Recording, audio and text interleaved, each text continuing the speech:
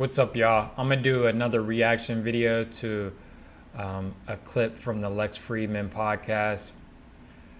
This is from an executive director and founder of Americans for Aerospace, Navy pilot, United States Navy pilot. Name is Ryan Graves. He's testified before Congress in the popular, UFO, where they all were different guys testified before Congress about their experiences and the information they have related to UFOs, which was like unprecedented. So, and I'm probably going to do a video on that too pretty soon. But yeah, I love UFOs, so I think these are really exciting times where you have really legit people, opening up about this, So anyway, so yeah, this is going to be fun. I'm going to do a lot of UFO stuff, because I think this is a really important topic. But anyway, let's get into it. So you and a few people in the squadron either detected UFOs on your instruments or saw them directly. Tell me the full story of these UFO sightings. And all right, I'm gonna let it play, but yeah. So yeah, I just wanted to talk about, so these things have been detected, and you have to consider, like, they have the best radars. This is the United States Navy, so and this is in 2023, so we have the most sophisticated high-tech radars ever. So if it detected something, it detected something, you know what I mean? And so I just wanted to right off the gate say that. But anyway, let's go to the smallest technical details, because I love those. I'll do my best. So we returned from, and when I say we, I mean not my squadron, but VFA 11, the Red Rippers. I was a somewhat junior pilot at the time. I joined them on deployment in 2012, where they had been already out there for about 6 months or so, operating in the vicinity of Afghanistan. I joined them, and then we flew back, and still as a relatively new guy, we came back and we entered what's considered a maintenance phase, where we slow down the tactical flying a bit, kind of recuperate, do some maintenance on the aircraft. And our particular model of the F-18, the lot. Okay. And I just wanted to say too, just like straight off the gate, he seems super normal. You know what I mean? Some of the people in, like, when they talk about UFOs, I feel like if you're just a little slightly kind of like off in any way, people are going to discredit you. Like if you're just like kind of like have too much anxiety or just whatever, you're just, people are just going to go, oh, he's crazy or he's weird. But this dude, he just looks like a regular dude, just, completely normal, you know what I'm saying, like healthy. So it's just like, I think that helps with people that are kind of like on the fence about this whole UFO stuff, you know what I mean? And of course it helps that he's a US Navy air pilot. Number was plumbed for the particular things that were needed to upgrade the radar from what's known as the APG-73 to the APG-79. And the APG-73 is a mechanically scanned array radar. It's a perfectly fine radar, but the AESA radar is kind of a magnitude jump in capability, kind of an analog digital kind of mindset. So got it. So it's a leap to digital. APG-73, 79. Are these things on a carrier? Like, what are we talking about here? This is how big is the radar? Yeah. So this is actually the radar that's in the F-18 itself.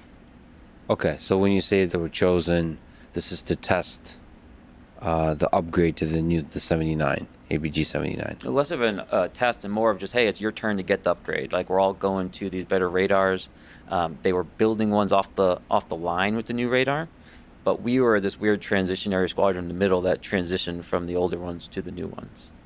But it's not particularly rare to fly with different types of radar, because in we call the fleet replacement squadron, essentially the training ground for the F-18, you have all sorts of F-18s with different radars. So you are used to having multiple ones. But in the actual deployable combat squadron, we upgraded. And when we upgraded, we saw that there were objects on the radar that we were seeing the next day with this new radar that weren't there with the old radar. And these were sometimes, the same day. You might go on 2 flights.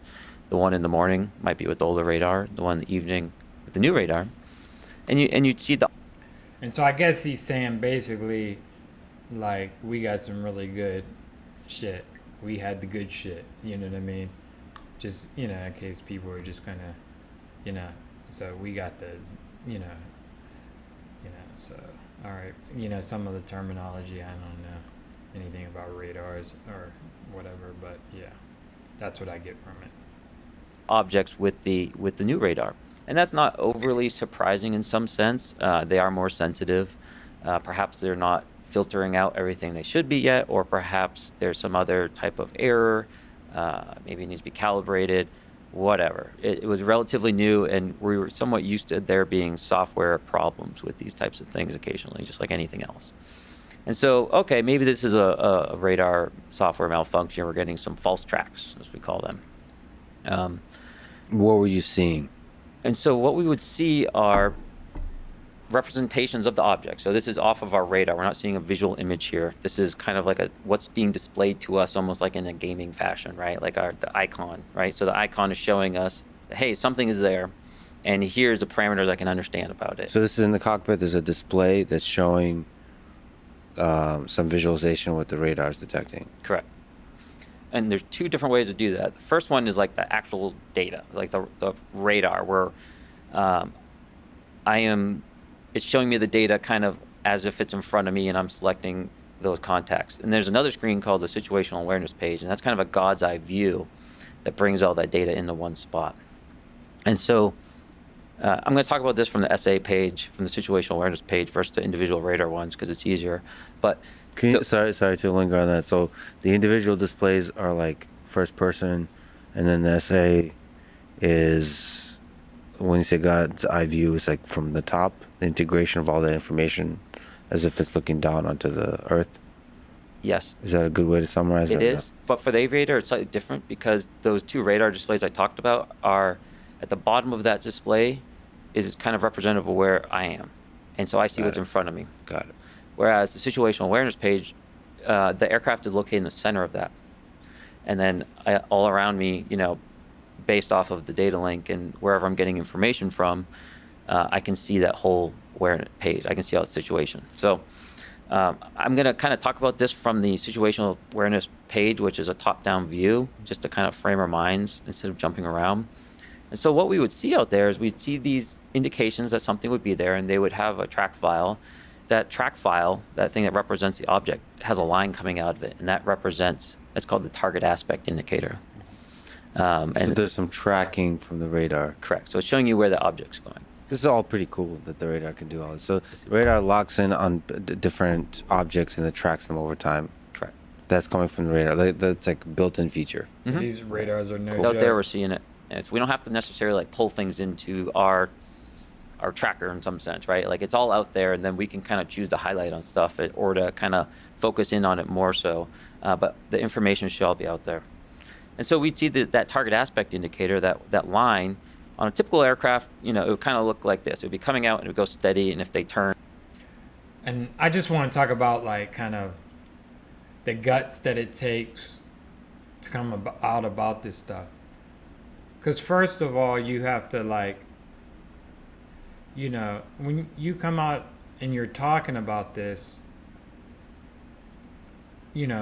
first you're putting your kind of life in danger, because you're coming out and talking about things that the government and these organizations in the government, the last thing they want you to talk about. Like if there is anything top secret, it's this. Can't be nothing more top secret than this.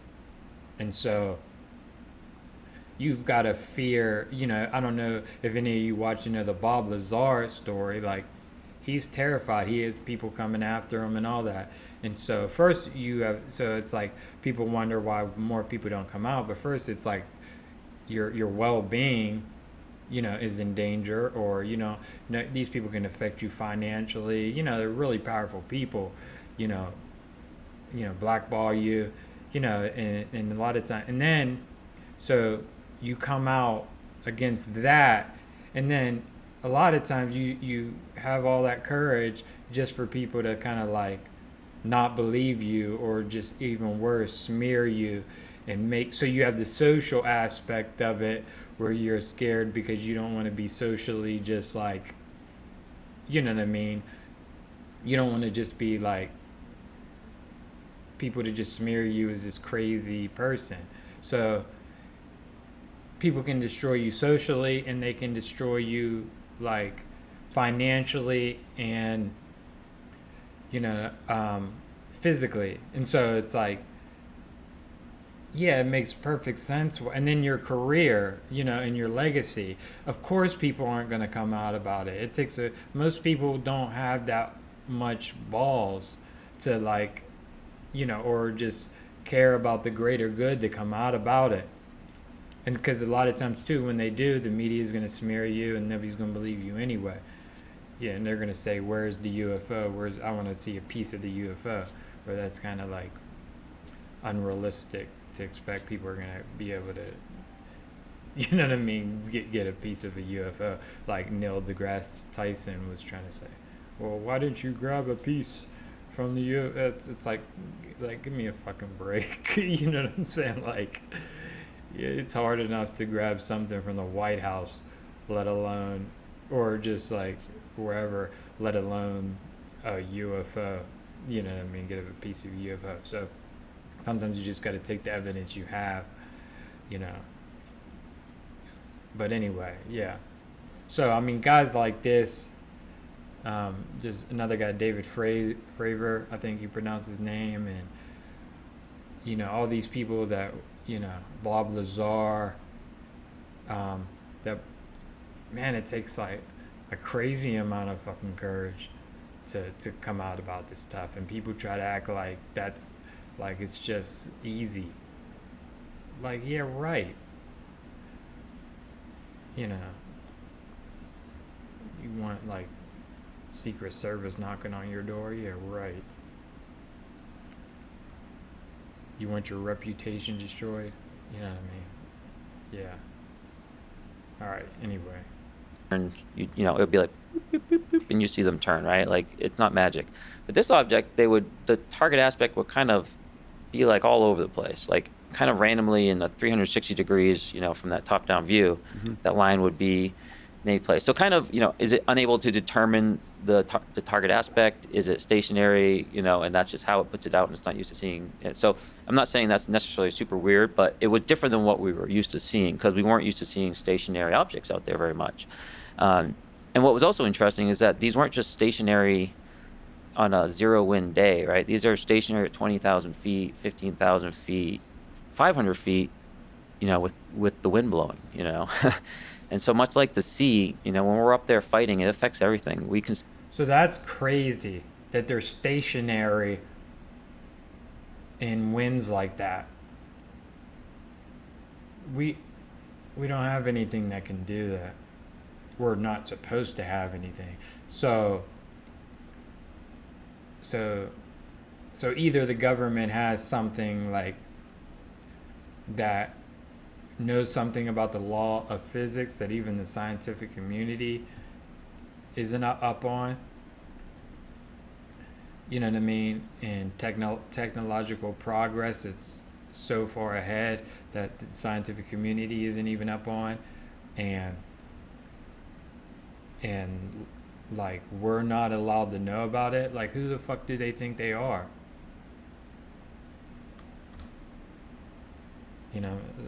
Shit, I had to like pause. I think that was the fucking government like hijacking my nah, I'm just kidding. But yeah, like, who the fuck do they think they are to like keep certain technological advances from us that we could probably benefit from.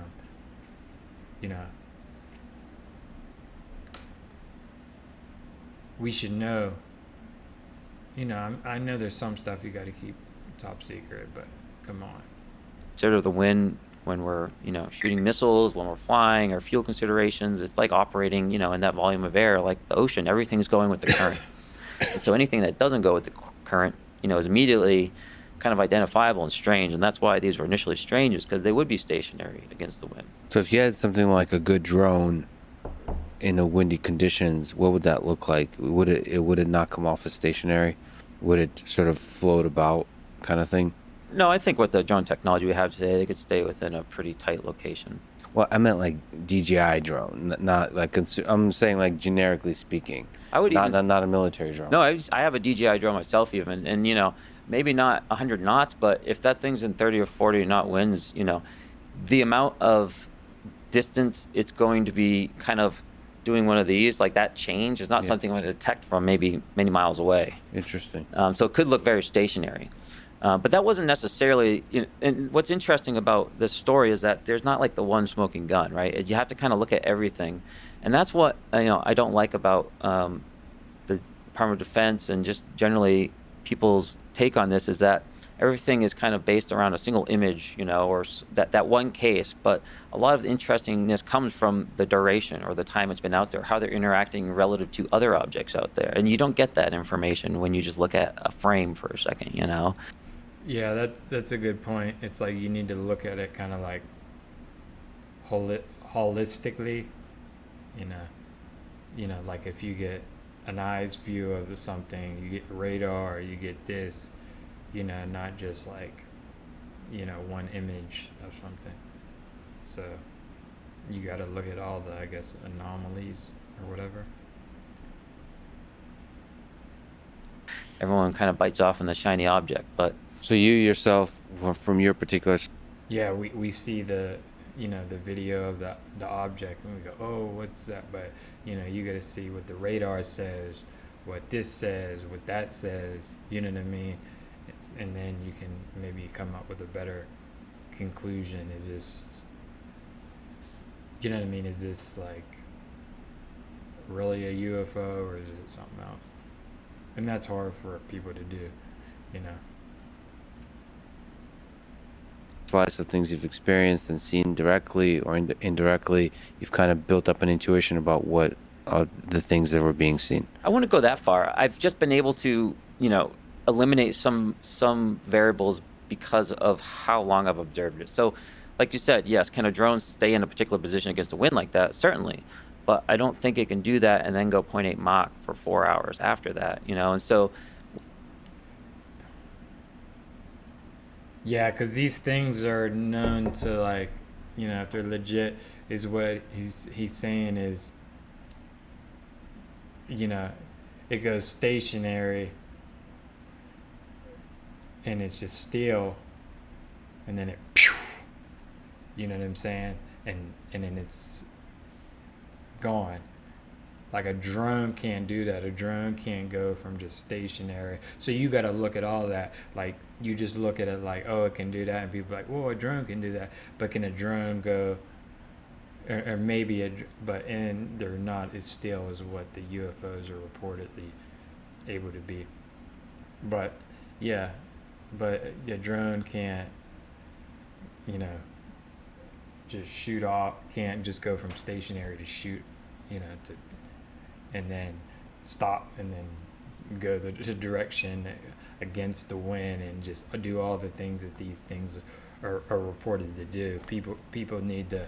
I think there's just been so much programming, especially like with the past generations, like boomers,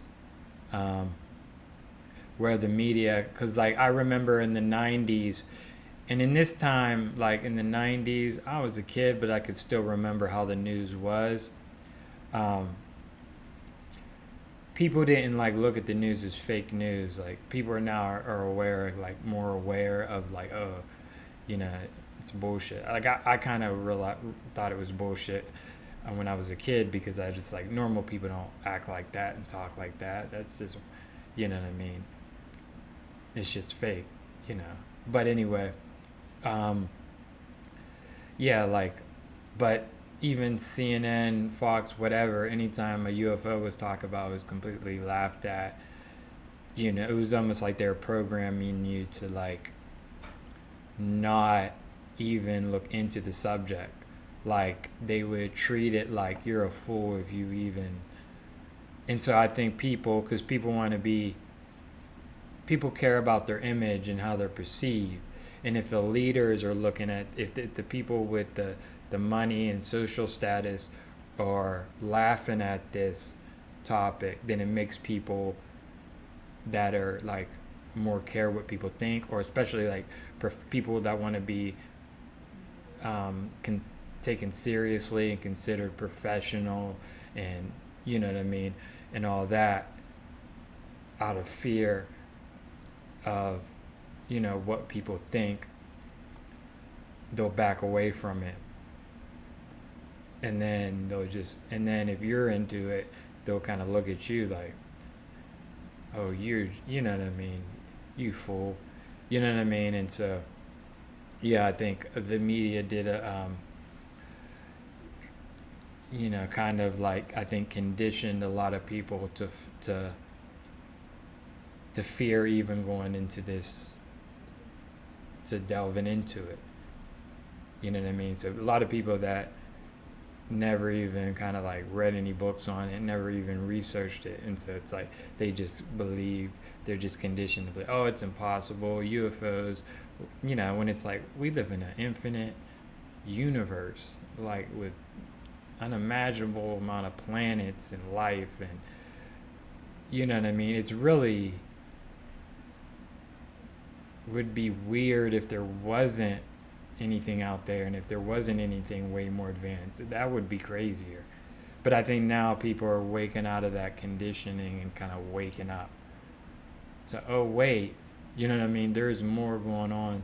And so it's great to see people having the courage to come out about it, you know, and, you know, like if I talk about it, you know, people, you know, they're just going to be like, oh, he's probably fucking high, or he's dumbass, he don't, you know what I mean. So it's, but when you have kind of status, and you know, and like you're in the military and you really know your shit, then that gives people more, you know, like, oh, maybe there's something to this.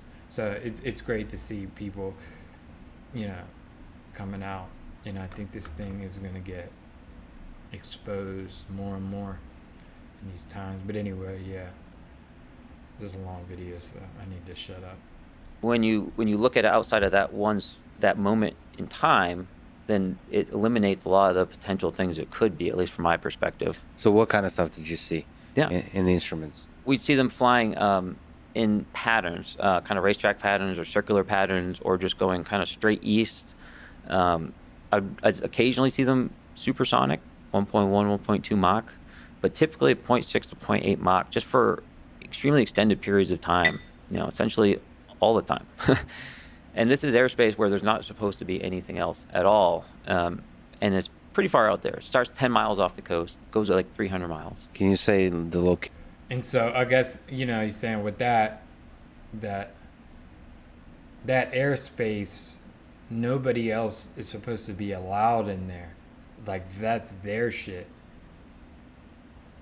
Like, you know what I mean? So it's like, what is something else doing there? Is it like, you know what I mean? That's crazy when you think about it. There's no, this is an airspace that we're controlled, and you know, we have control over, and there's nothing else supposed to be flying in there. What is it, from another country? And if it was from another country, that would be, you know what I'm saying? Like, so it's clearly something that, to me at least, it seems clearly like this is something that they can't fuck with, you know, basically. Like, it can do what it wants. And they can't, you know, because if it was somewhere else, it'd be like, there'd be serious repercussions, I would figure, for something like that. You know what I mean? I don't know, but yeah. Location that we're talking about. Off the coast of Virginia Beach. Got it. And so nobody is supposed to be out there. It's possible for people to be there. It's not necessarily restricted, but it's well monitored, and we're out there every day, all day. And so, people know to stay clear. If a Cessna goes bumbling in there, everyone's going to know about it. FAA is going to, call them out, going to tell us about it. So, Okay, so it's possible for somebody to be that in that airspace, but they would still be like told about it. They would still be, you know, it would still be like taken seriously. And these things are just, you know. And then you have to put all the other, like I'm gonna do reaction videos to like David Fravor and all these other guys, and so you could start putting all the pieces together. You know what I mean? And you'll be like, okay, there's something going on. If you have an open mind for it. Some people just can't even imagine like this being real. I think it's too much of a paradigm shift from the conditioning of what we've thought. You know what I mean? And I get it too. Like people need more evidence, and there's nothing wrong with that. I get it. The skeptics. I think sometimes people can be like, no, there's really a little too skeptical where they just won't budge and they won't bend. And maybe that's because for so long they've laughed at it, and then the ego doesn't want to be humbled, and so it's like it keeps kind of resisting. I don't want it to be true because I was talking so much shit, you know what I mean? So it's like for so long, you know what I mean? And I think that it's like that with anything. The atheists don't want to be humbled. The spiritual people don't want to be humbled. Everybody wants to be right. And so they hold they're going to hold on to their belief until they absolutely have to acknowledge. And we're and we're not there yet, but we're pretty close to when it's like, come on, y'all. Like, are you serious? I mean, I can't imagine. I don't understand how people at this point aren't really interested in this subject, at least. You know what I mean? But, I mean, I guess there's different reasons. Sometimes people would just, it's too much, and maybe it's scary for some people or people have practical things to worry about. You know what I mean? I get it. Incursions happen. And they don't see this as like practical. I think this is extremely important, but I'll get into that a little later. Why the UFO thing is extremely important. Not a big deal, but they're pretty rare, honestly, because everyone knows the area and we've been operating there for decades. And what are the trajectories at 0.6 to 0.8 Mach that these objects were taking? Typically, they would be in some type of circular pattern or kind of racetrack pattern when they were at those speeds, or I just see them kind of, and it wasn't always like a mechanical flight description. And when I say that, I mean like an autopilot is going to be just very precise, right? It's going to be locked on straight. And whereas I could see an airplane, I could tell if the pilot's flying it, right? Because it's not going to be perfect. The computer's not controlling it. And these seemed more like that. Not that they were imprecise, but that they were even much more erratic than that. So like it wasn't like a straight line in a turn. It was just kind of like a, weird drift like that in that direction, So it wasn't controlled by a dumb computer. Or no disrespect to computers. So it wasn't controlled by autopilot kind of technology. That's not the sense that I got. So how many people have seen them in the squadron? Sort of how many times were they seen? How many were there times when there's multiple objects? Once we started seeing them on the radar enough, and we would get close enough, we'd actually see them on our FLIR as well. So our advanced targeting pod. It's essentially a infrared camera that we use for targeting mostly in the air-to-surface environment. We don't use it in the air-to-air arena. It's just not that good of a tool, frankly. But we would see IR energy emitting from that location where the radar was dropping us off. So, the radar, we'd lock onto the object and our sensors would all look there. And so then we could see that it's looking at that right piece of sky, but there's energy actually coming from there. So now we started thinking that, okay, maybe not radar malfunctions, maybe something is physically here, of course. And then people started to try to fly by it and see it.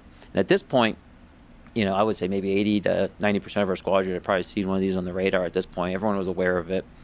there was small communication, I think, between squadrons of the same area that had the same radar. So I knew it wasn't just our squadron for whatever strange reason, because other squadrons would be out there, and we would talk to them like, hey, like, careful, there's an object. Are you aware of that? So like they would be aware of it. And then, of course, people would want to go see what they look like, right? So people would try to fly by it. I try to fly by him. I like how that's an of course. Of course. Of course, you don't want to fly by it. Sure. There's a argument against that kind of perspective that maybe the thing is dangerous, so maybe we don't. But perhaps that's part of the reason you want to fly by it, is to understand better what it is if it's a threat. We have a lot of context now that we didn't back then, and so it was still hey, is this a balloon? Is this a drone? At a certain point. And we're also aware of, potential intelligence gathering operations that could be going on. We're up there flying our tactics, we're emitting, we're practicing our EW, we're turning at particular times. Like, there's stuff that can be learned. It's not a secret. And, countries keep different fishing vessels and whatnot in international waters off there. So it's not exactly a secret that we're being observed out there. So to think that a foreign hostile or a foreign nation would want to, somehow intercept information, whether that's our radar signals or our jamming capabilities, to try to break that down or understand it better, be ready for that next fight. That's what scares me about this scenario, because we didn't jump right to aliens or UFOs. We thought, this is a radar malfunction we need to be aware of. It's a safety issue. And then, this could be a tactical problem right here, because everything we do is based off of crypto and locations. Everything's classified we do out there, right? And so over time, if you gather enough data about those fights and just monitor them forever, just like some nations do with other pieces of technology or software, they could probably learn a lot. And so we have to be cognizant of that fact and defend against it. So what can you say about the other characteristics of these objects, like shape, size, texture, luminosity? How else do you describe object? Is there something that could be said? One thing that, as of looking into this, the typical of what you hear is like the triangular shape UFOs, the dish shape, and the cigar shape. Those are the kind of like the ones that I always hear about, And so when you see that, it's so yeah, and so that I don't know, I think that's interesting. And all these guys that are being taken serious are always saying the same thing. I mean, I listen to regular people. I know, like, a lot of times regular people are full of shit, but I read this book by Arthur, I think her name is Leslie Keene, UFOs, and there is like really good evidence in there, like that something's going on. And this book is kind of old, so it's like, if you really read the good stuff, I know there's a lot of bullshit out there, but if you read the legit stuff by the legit authors and stuff that are out there, there's really good evidence, and like people are seeing some shit. People are seeing some shit. It just doesn't. It's just now getting on mainstream, because I think you have podcasts where people can talk. Because before, it was just like, if it didn't make the news or the newspaper, that's all they had to do. They just had to keep it from the news. And now we know the news is just like the government's right-hand man, corporate America's right-hand man. So all you had to do is stop it from getting on the news, and nobody would know about it. Now there's podcasts, people talking about it. Now there's people, and so the news has to talk about it, and so,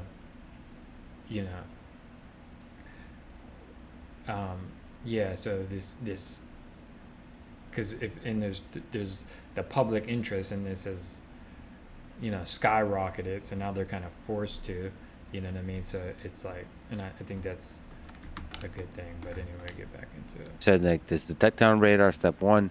Now you have FLIR images that can give you a sense that there's actually a physical object. What else can be said about those physical objects? So eventually someone did see one with their own eyeballs, multiple people, and they saw it in a somewhat interesting way.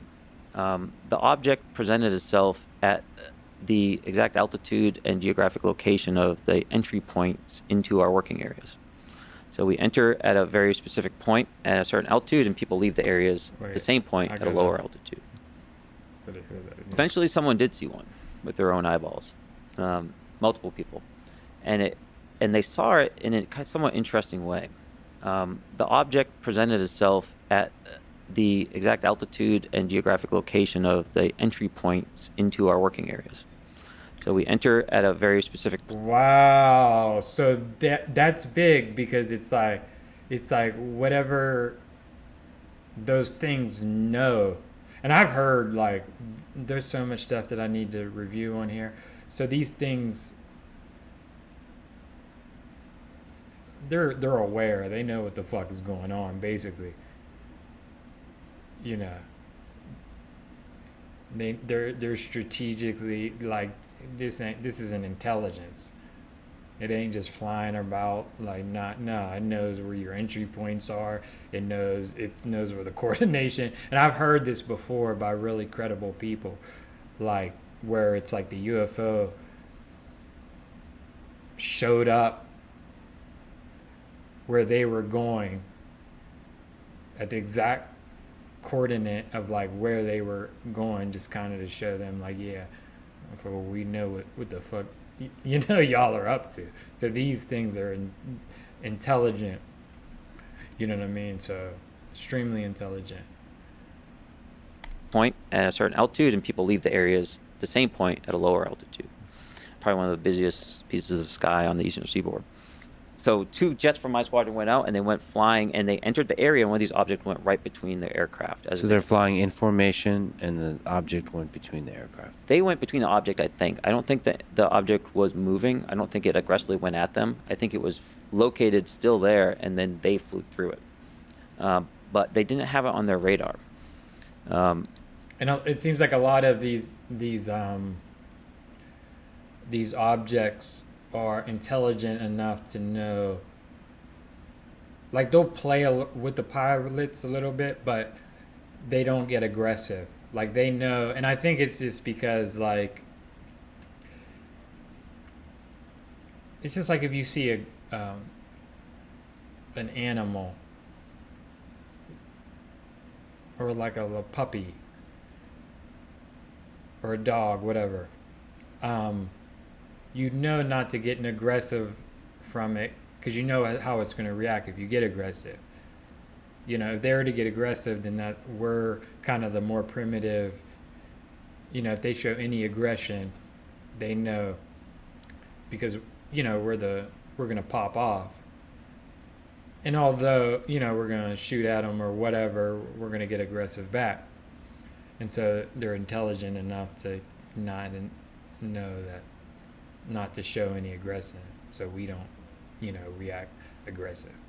And not to say that they couldn't just probably just like disintegrate us and just send us, you know what I mean, you know, through a black hole to like the other side of the multiverse. You know, we probably do whatever they want with us.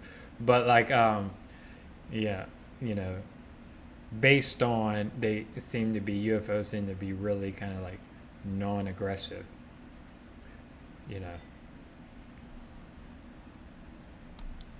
And that would, I think the radar might have been malfunctioning. I don't know that for sure. I would like to look into it, but my supposition is that if their radar was malfunctioning, it would make sense that they wouldn't avoid the object that was there because they knew these were physical at that point. And we would go up to these objects all the time and try to see them. We couldn't see them, and we didn't know what it was. Were they just not there and were being fooled? Was something happening? Were they moving, dropping altitude the last minute? You know, we're going by pretty.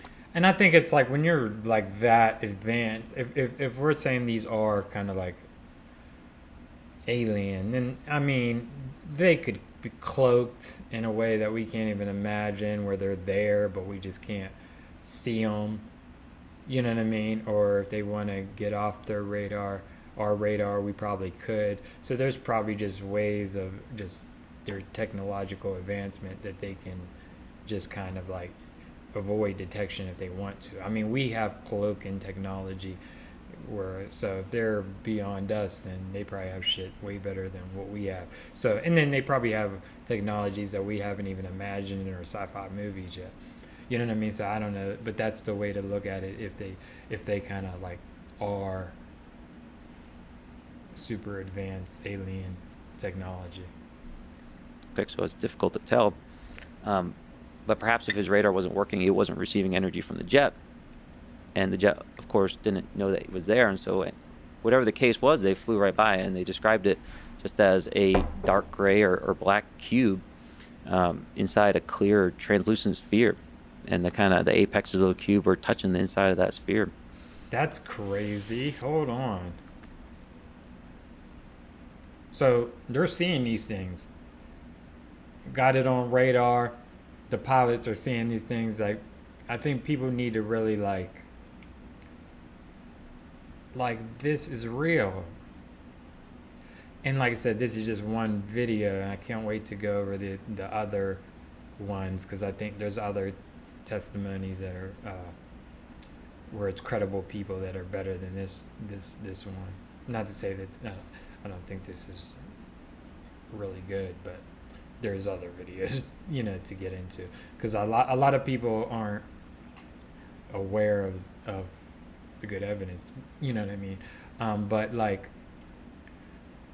yeah, like these and these people are trained to know kind of like what's out there and what exists, and so yeah, man, if you're catching stuff on the most sophisticated radar, if you're seeing it, something like that, like something's something's going on. And we live in a listen to what mainstream science is saying about our universe. It is extremely probable that this is real. So I think it's really just a conditioning that we have to break out of, that I think the news put us in. That, oh, aliens coming is crazy and there's no way they would be able to, we would know. And, it's like, no, bro, like, but let's get back into it. That's an image that's haunting. So what did they think it is? What did they think at that moment? Is it just this kind? And so, like, even this, like, like Lex Friedman said, okay, that's haunting. Like, so, like, like, the smartest people are taking this serious. So if they're taking this serious, and don't you think, like, and one thing is the reason why I think this is such an important story is because, I forget what the name. David Grush is the one of the guys where he's top intelligence officer. I'm gonna react to his videos, but he's saying we're working on spacecraft. We have captured spacecraft, and we're working on it. He's really legit. You have Bob Lazar. He comes up legit. I truly believe that we do have spacecraft, and people think it's not. It would be impossible for us to get one. Not at all. If you've been like, we're pretty advanced, and it's like if they're not hostile, I think you can figure something out where you shoot at them enough times, or maybe there's another way that they bring them down. I've heard that it's with like sonic kind of like sound or something where it disrupts them. But if they're not violent and you just keep trying year after year, and they're just coming enough, and where they show up, and you just like keep attempting, you're gonna get a few eventually. And the thing too is, like, even though if they're highly advanced, it doesn't mean they're perfect. You know what I mean? They're still like, you know what I mean? Like, nothing is perfect in this universe. So yeah, and I think and maybe we're meant to, like, maybe it's all meant to happen in the universe. But anyway, yeah, like, I definitely believe, you can get one. The idea that we wouldn't be able to get one, and if they could travel so far. And also, I think it's like a breakthrough. We could be a breakthrough away from being able to like do something like crazy. So I think a lot of times it's not just being like so smart. Sometimes I just think you're just a breakthrough away, that you figure something out about the universe. One smart person figures some stuff out about the universe. Next thing you know, we know how to do that. You know what I mean? So I don't think it necessarily has to be as big as a leap as we think. It could be, but I'm just saying. Yeah, but anyway, that's good. Oh wait, but I just want to say why I think it's so important, because if the government has spacecraft and they've been studying it for years, who fucking knows what they have learned? And if you're watching this, you probably don't trust the government. So like, and you shouldn't. You know what I mean? You're crazy at this point if you trust the government. But what do you think they're going to use this kind of mind-blowing technology for? They're going to use it to control us, to take our freedom away. They're going to use it to like brainwash, to consume and obey. They're not going to use it for the betterment of society and for the betterment of humanity, and to fix the environment. Like, they're not going to use it in a loving way. We might, you know what I mean? And so there could be like technologies that could like eliminate the need for fossil fuel, or where we can power our homes and everything. There could be technology where that could just like, where we could just live an abundant life, where we could power our homes and just 3D print homes, and just where life could just be so easy.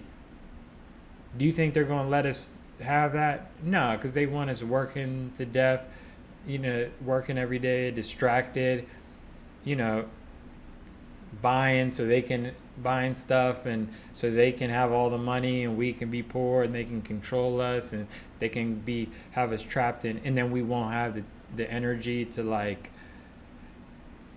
take their power. You know what I mean? So they can see, because there's ideas. So that's, and then it's going to be too late, because they're going to have all this advanced technology, and they're going to use it to control and enslave us, and keep us kind of like, and then it just also, they might know something about the universe that we should be able to know. Who do they think they are keeping this like?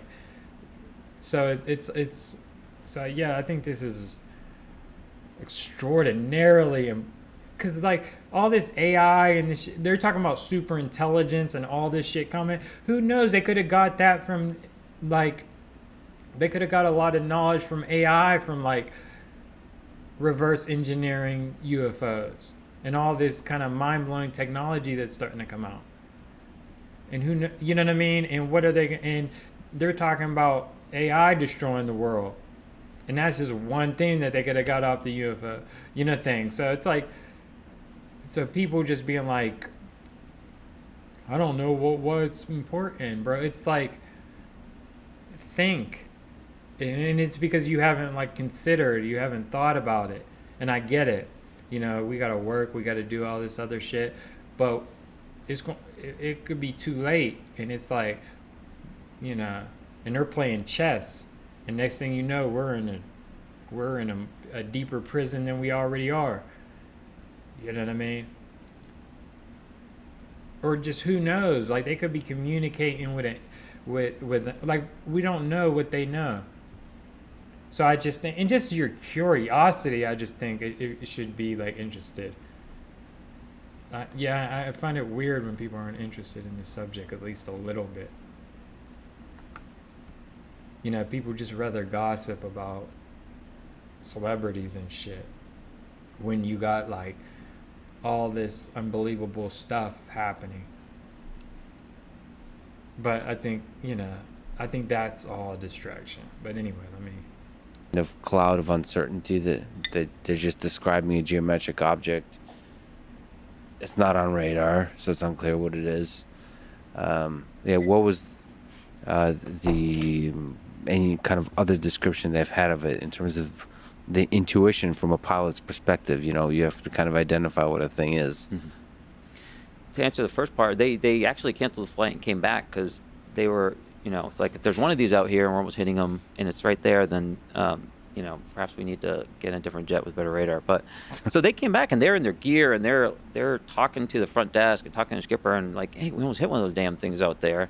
And this kind of was one of those kind of slight watershed moments where we all were kind of like, all right, like this is a serious deal now. Yeah. Maybe we thought they were.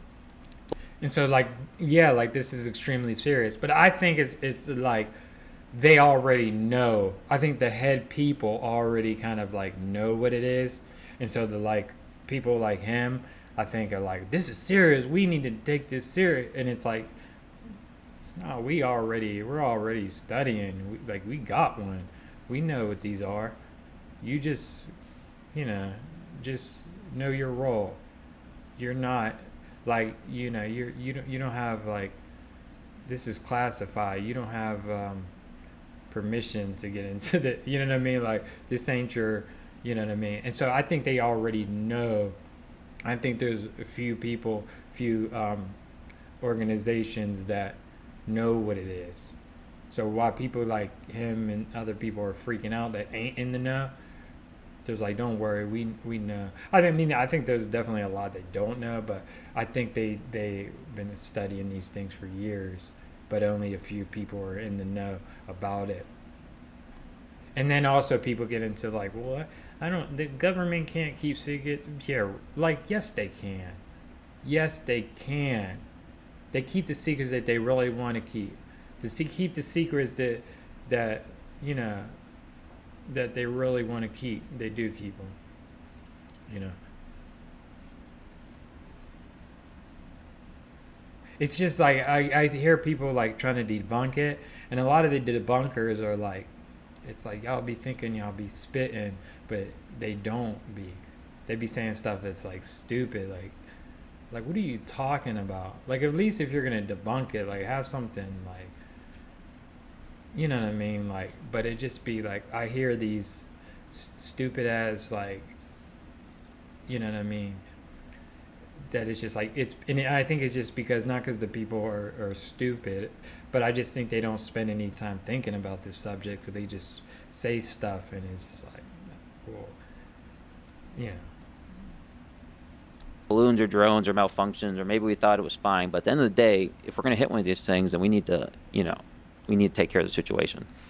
And that's actually when we started submitting hazard reports or HAZREPs to the Naval Aviation Safety kind of communication network. And it's not like a big proactive thing where people are going to investigate. It's more of a data collection mechanism so that you can kind of share that aggregate data and make sure that things are progressing. So it wasn't a mechanism that would result in action being taken, but we were hoping to at least get the message out to whomever was maybe running a classified program that we were not aware of or something like that, that, hey, like you could kill somebody here. Like you've grown too big for your britches here. Take a step back. So that was... Yeah, but I think that people aren't that concerned about, I think this is probably so big, like they probably don't care about a few casualties, if that were to happen. You know what I mean? And but I really think they just kind of know what it is, and they know like these things ain't gonna hit you. You know what I mean? These things are, really, So yeah, I think it's kind of probably that kind of thing. I know some of these things probably are just classified, but there's enough things to if you're paying attention, to be like, no, this shit is real. But I think it's that awakening that people are having trouble with, because it just seems so crazy, like sci-fi, like this can't be real. It can't. No, life is crazy. We're sitting here like on this planet spinning around fucking, like in this infinite multiverse, like people, life is strange. But I think we've been conditioned to just in this kind of like reductionist view, materialistic view. Everything, I mean, it's like, no, life is crazy. Life is magical. I'm not saying it ain't fucking difficult and it ain't fucked up sometimes, a lot of times, but it's wild, you know. But our awareness kind of has been conditioned to be in this like, there's nothing to see here, like, you know, everything's just it's just like this kind of like, I think there's just a dumbing down of society, and we're so distracted by like having to work so hard and like just do the normal things, you know what I mean, that most people don't have time to look into this stuff or even kind of like contemplate higher things, because they're so, most people is just trying to like kind of like make money, get laid, get married. Most people don't really or aren't like thinking about, you know, the the bigger picture. That was our concern at that point. That's kind of where we were thinking this was going. What's the protocol for shooting at a thing? Hmm. Was there a concern that it's a direct threat, not just surveillance, but a thing that could be, a threat? At least from my perspective, like that never really crossed into my mind. I thought it was potentially an intelligence, failure that could be being watched and information gathered. But I didn't think that it was something that would. And it probably is gathering information. I mean, definitely, I would think. But it's kind of like, if it's not human, if you can't like fuck with it, then you just have to let it do what it does. I mean, if they're way more advanced than us, and we can't, like, like ants, ants can't do nothing about what we do. So you just have to kind of like just accept. You know what I mean? At a certain point, yeah, they're just doing whatever they're doing. What are we gonna fucking do about it? You know what I mean? And of course, I guess the government too doesn't want to kind of like come clean about that, because they're supposed to be the ones that are in control. And it's like, nah, there's things in this universe that you have no, that can just, what you gonna do about it? You know what I mean? And I think too, they don't want to admit that. Like, these things just come and just do whatever they want, and they can abduct you, they can fucking do whatever, and sorry, we can't do nothing about it. Sorry, they don't want to say that, especially these people are egomaniacs. But it's like but I just think I would love like a world where it was just honesty from our leaders. That's why I think a lot of our leaders are just bullshit, fake leaders. They're just so fake and inauthentic. It's kind of like, nah, bro, like, just, yeah, we can't do shit. Okay, we get it. It's just, I just think there's just so much fakeness in the world. People just think we always just have to bullshit each other. We don't have this like vulnerability of just honesty.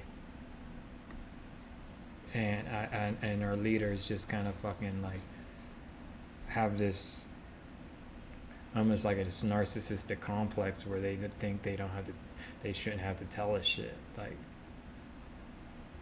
it's like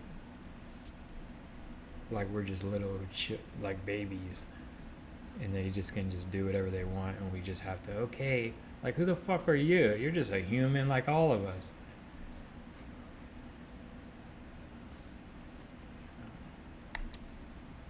Proactively engage me in a hostile manner.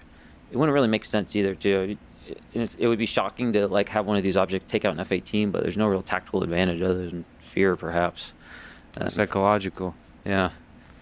I've learned a lot about the psychological warfare in Ukraine. There's a big part of the war in terms of when you talk about siege warfare, about wars that last for many years, for many months, and then perhaps could extend to years. But yes, it didn't seem, it didn't fit your conception of a threatening entity. Correct. So looking back now, from all the pieces of data you've integrated, you've personally added, what do you think it could be? I don't know. I don't know what it could be. I think we've been able to categorize it successfully into a few buckets. We've been able to say that, this could be U.S. technology that someone put in the wrong piece of sky, or, perhaps was developed and tested in an inappropriate spot by someone that wasn't obeying best practices. Is there, sorry to interrupt, is there a sort of modularity to the way the military operates, to where it's possible for one branch not to know about the tests of another? Yeah, I think it's perfectly reasonable to think that that could occur, right? And so if we just make that assumption, we can integrate that into our analysis here and just say, okay, but at the point we're at now, we have to assume that that's not the case, right? With everything that's been going on and the statements that have been made and the hearings, I think that if it was a non-communication issue, we're in big trouble at this point. What about it being an object from another nation, from China, from Russia? And I think it is a non-communication, and I think they are in big trouble if this shit ever gets, you know what I mean? And I think that's one of the reasons why this isn't getting disclosed. What if it comes out Roswell was real? Oh, you've been holding this bullshit, like what it, so I think that's, I think too it's they're protecting, there's organizations that are protecting their asses, you know what I mean? So, and I get it, he's in the Navy, he doesn't want to talk too much shit, about the government, and about, that's why regular people like me you're here, because you know what I mean, I'm gonna talk shit. You know what I mean, I can do that, where they don't want to, because they're in the military, they don't want to criticize the military industrial complex, and they don't want to say, they don't want to say or acknowledge the evils that the military industrial complex is about, and that's why I think people regular, are going to do that.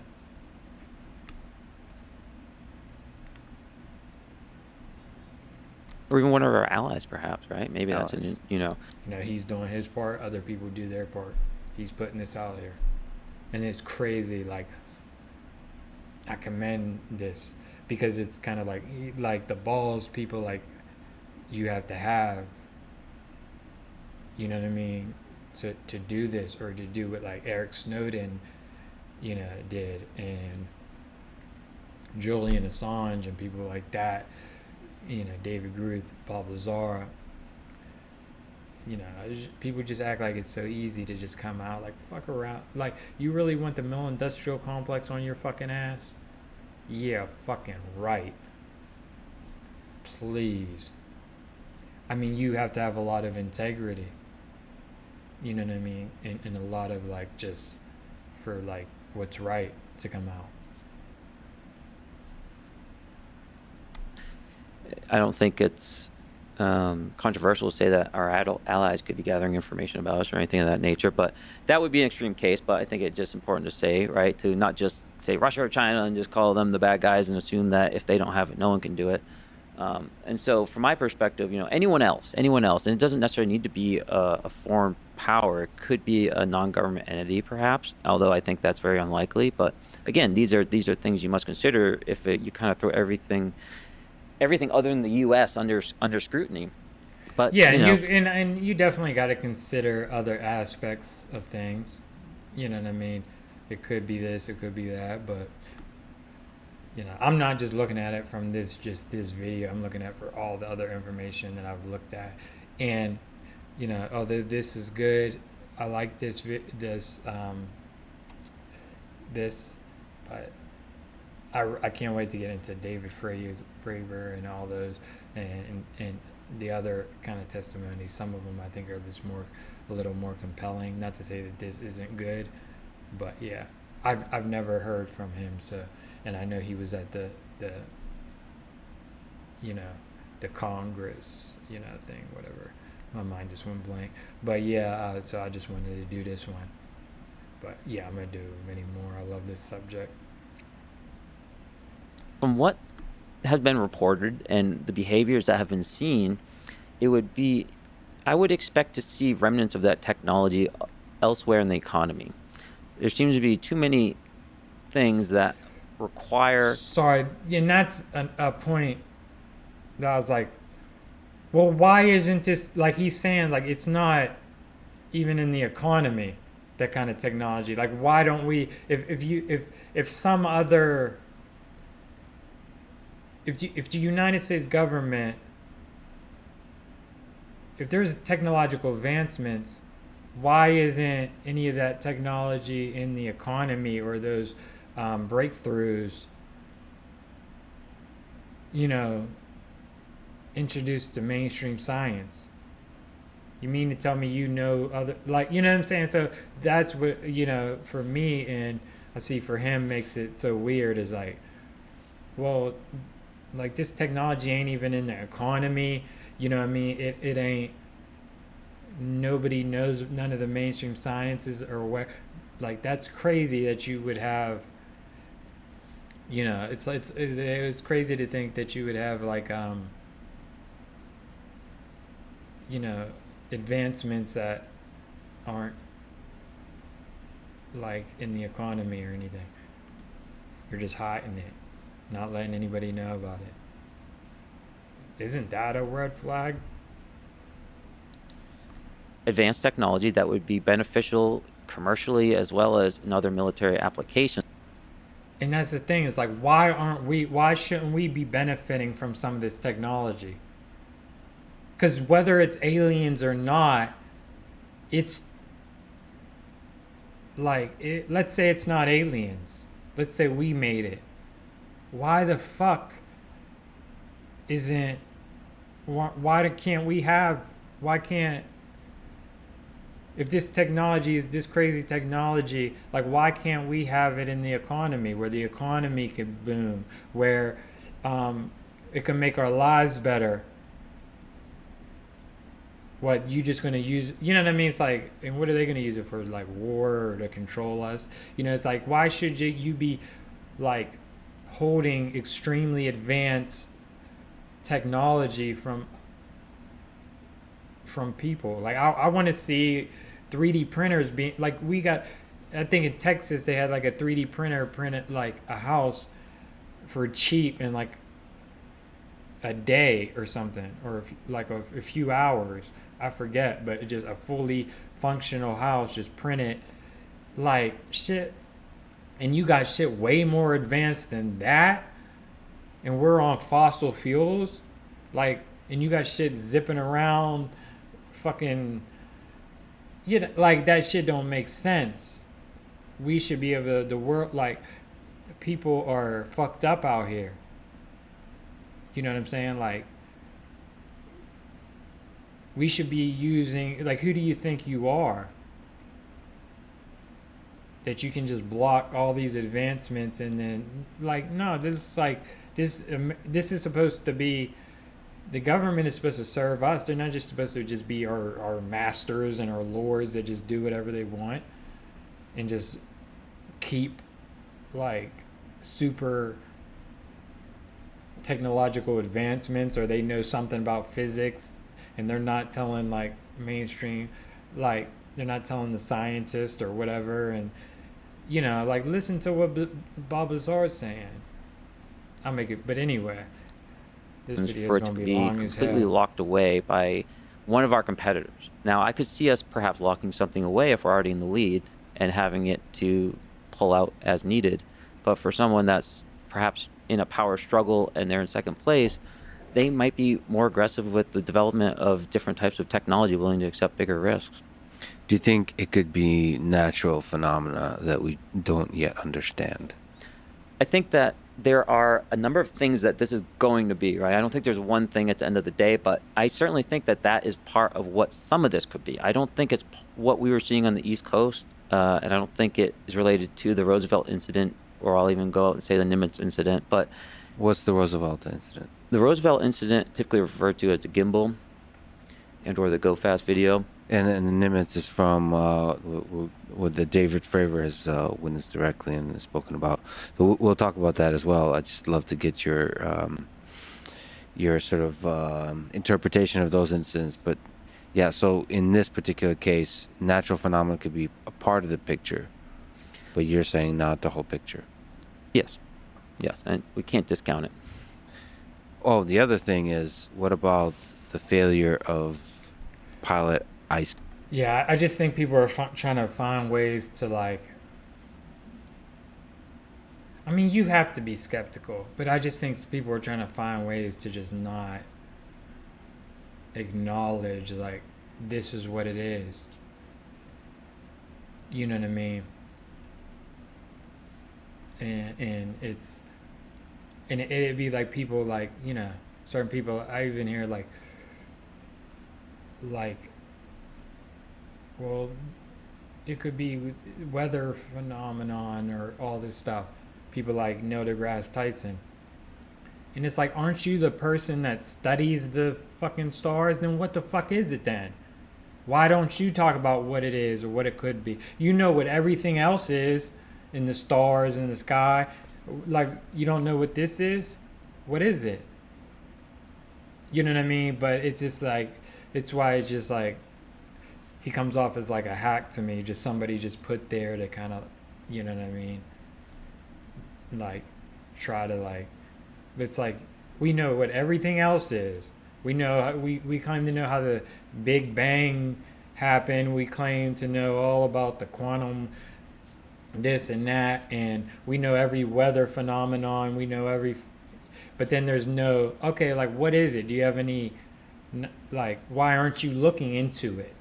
If you're the guy that studies the stars and knows everything about the planets and the meteors and all the phenomena, why aren't you interested in it? You know what I mean? Like, if you don't know what it is, you know what everything else is. So why shouldn't you be like looking at this, the thing you don't know? But no, you don't want to look into that. Maybe because they do know what it is, and they just don't want us to know. Like sort of some deep mixture of actual direct vision, human vision system failure, and like psychology, like seeing something weird and then filling in the gaps because in order to make sense of the weird. It's aliens. I've tried to expose myself to scenarios like that I don't necessarily think are right, but I've explored them to see if they could have some truth.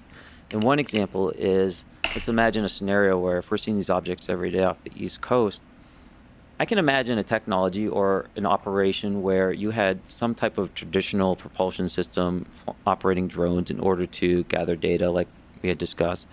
And I could envision a clever enough adversary that could perhaps destroy or somehow remove these objects and replace them with new objects essentially when we're not looking, right? And that accounts for the large airborne time. And so I explore options like that, and I try to see, what evidence and assumptions need to be made in order to prove or disprove that. And you would need so much infrastructure. You need so many assets. And so I try to explore some of those fallacies and some of those concerns. And as aviators, we're trained into many like actual physical, like eyesight and kind of illusion training. So like at nighttime flying, there's so many things that can happen flying with false horizons. And so we receive hours of training on that type of stuff. But this just falls outside the category from my perspective. What was the visibility conditions when in the times when people were able to see it? And then we just earlier discussed complete nighttime darkness. And I think that there's a part too of just our intuition, where when people are in touch with their intuition, where it's kind of like it's something else. And intuition has been scientifically proven to be really accurate. And so I think there's a part of people's just guts that where he's just like, bro, it's I know like you can analyze it and get in your mind and just well it could be this, it could yeah, it's all but come on. Snap out of it. You know what I mean? I know I'm biased because I believe in this shit, but and we need people to kind of like be skeptical and look at it from every angle. But and so that I don't have a problem with that. I think that's great. But I hate the people that are just a little too hard headed, and I like at least like let's acknowledge that this is important and it's you know what I mean. I just don't like the people that try to just brush it.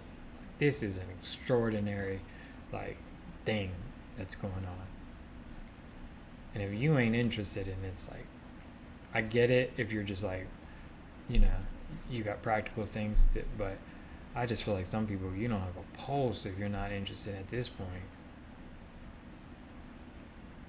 In this case, was it during the day? It was a perfectly clear day. That And one more thing is this is what I like about, what I love about Lex Friedman and his podcast because he's open-minded enough. You know what I mean? And to put people like this on. He ain't just gonna put any you know what I mean? He's gonna put people on that like have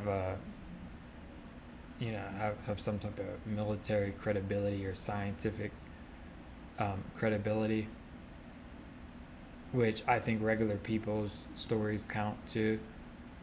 You know what I mean? But at the same time, at least I get it. That's his kind of podcast.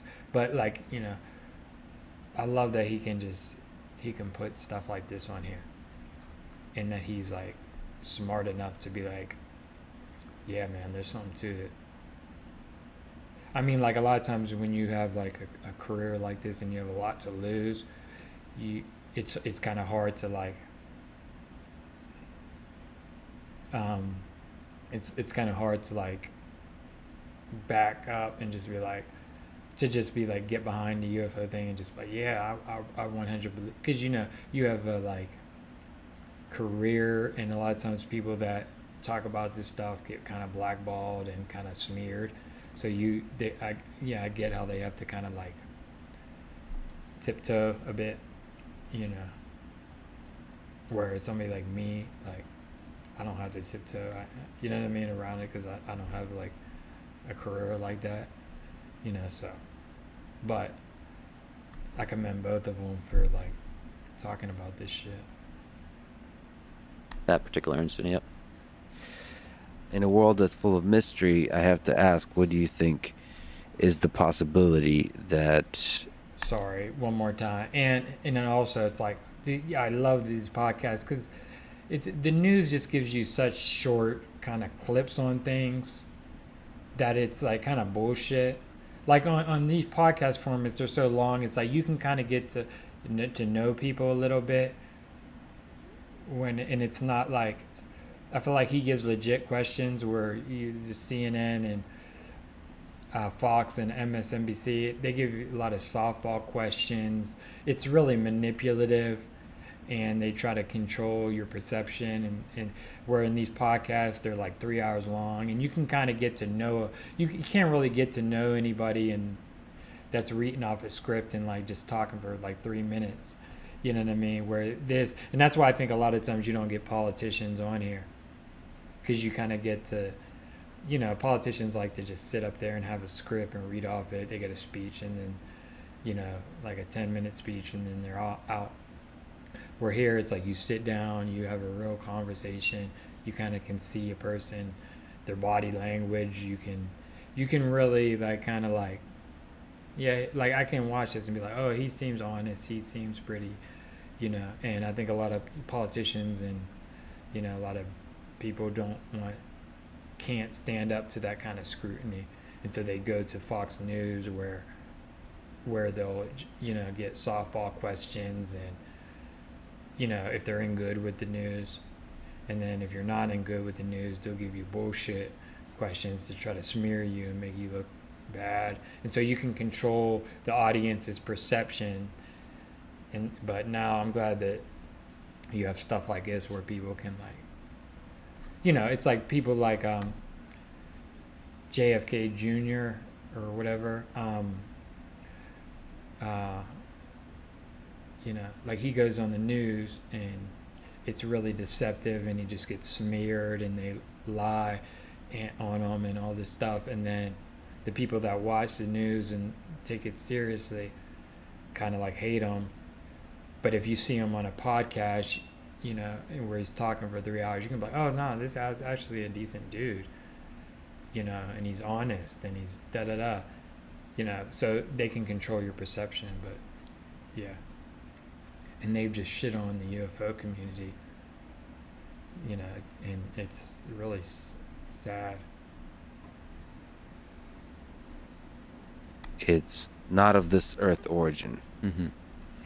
I like the term non-human intelligence in a sense, because again, there's a lot of assumptions in there that may cause us to go down the wrong roads.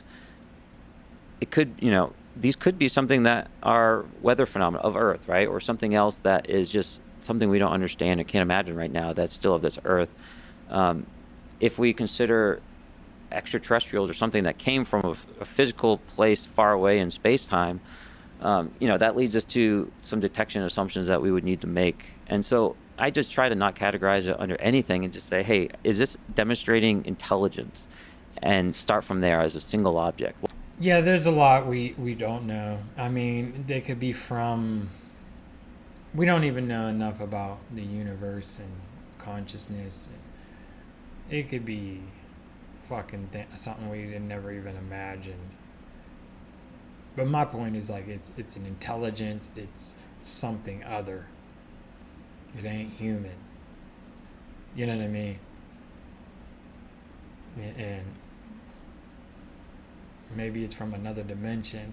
Maybe it's from fucking the hollow earth. I don't know where the fuck it's from. You know what I mean? Maybe it's from the fucking ocean, the deepest depths of the ocean that we can never get to. I don't know where to, you know what I mean? Maybe it is from another planet. Maybe it's a consciousness that we didn't even realize, like, that was possible.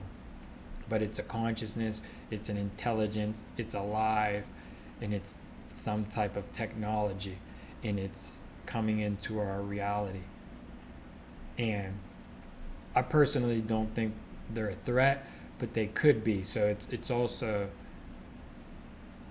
although I do believe we can't really fuck with it, we still gotta, if it's a threat, we gotta attempt to, So this is important on so many different, for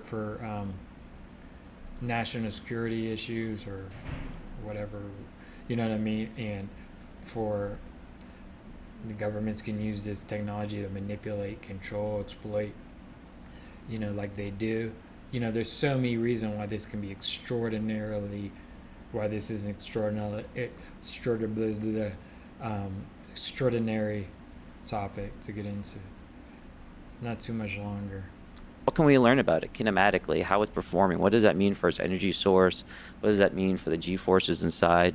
And then step it out a level and say, okay, how are these interacting with our fighters, if they are? How are they interacting with the weather and their environment? How are they interacting with each other? So can we look at these and how they're interacting perhaps as a swarm, especially off the East Coast where this is happening all the time with multiple objects, right? And so we might be able to determine some things about their maybe, sensor capabilities or their... But I think he's kind of like, I think the people that are in the government, they trust the government. With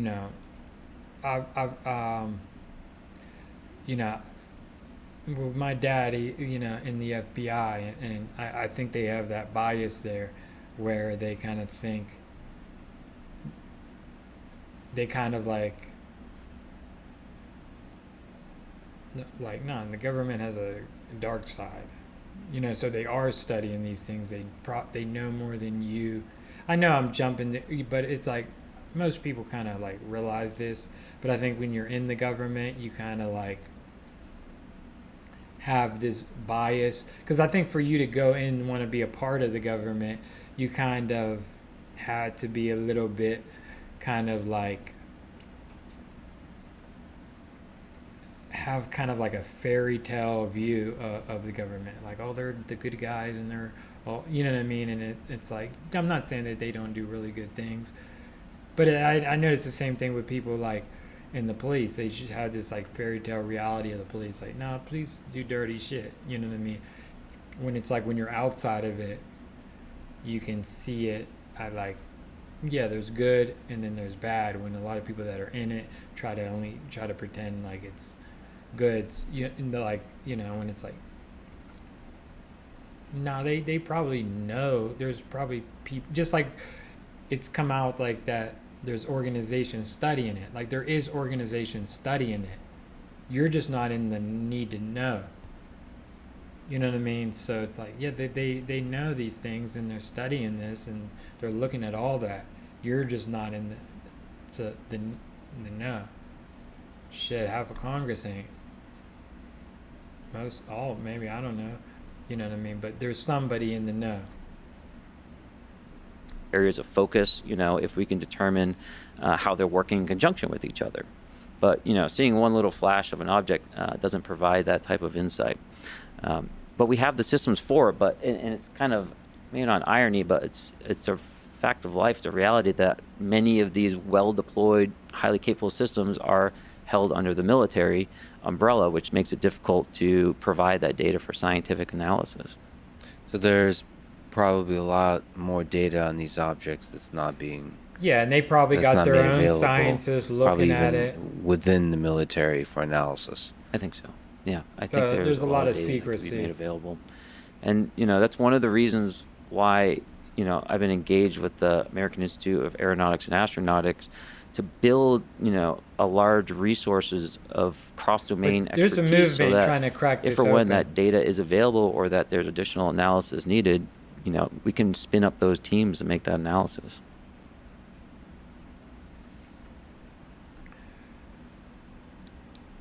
All right, y'all. I hope y'all enjoyed that. Yeah, there's gonna be a lot more on this topic. You know, I enjoyed watching that. Hope y'all did too. Yeah, but like, yeah, you know, this is just my perspective on the whole thing. You know what I mean? Everybody has their own. Yeah, like I would like to hear how y'all feel in the comment section about it. Peace out.